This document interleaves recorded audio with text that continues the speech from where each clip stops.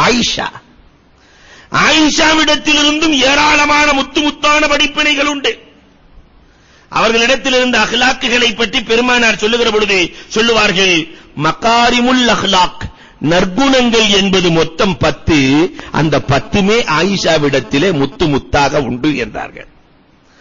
நற்குணங்கள் 10, நற்குணங்கள் முழுவதும் ஆயிஷாவிடம் உண்டு.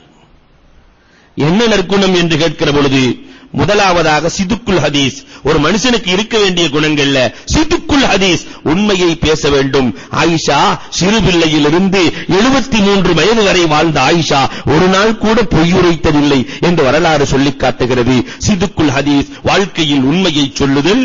சிதுக்குல் பஸி ஃபீ தாஅத்தில்லாஹ், வணக்க வழிபாடுகளுக்காக கஷ்டம் மேற்கொள்ளுதல், இபாதத்துக்காக கஷ்டம் மேற்கொள்ளுதல்.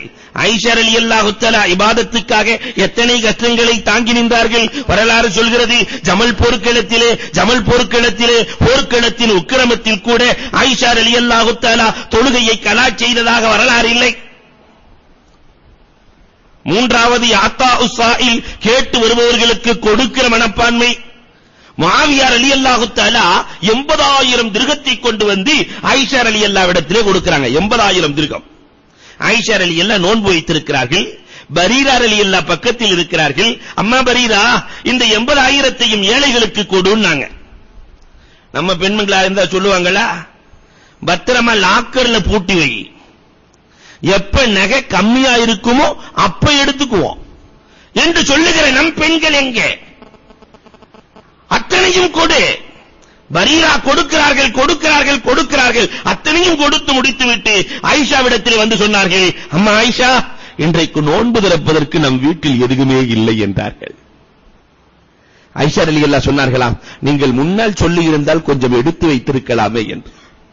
யாத்தா உஸ்ஸாயி, கேட்டு வரக்கூடியவர்களுக்கு அள்ளி கொடுக்கிற மனப்பான்மை, சிறந்த குணம் ஆயிஷாவிடத்தில் இருந்தது. முகாஃபாத்து ஸனி, எதையும் பொருந்தி வாழுதல் ஆயிஷாவிடத்தில் இருந்தது.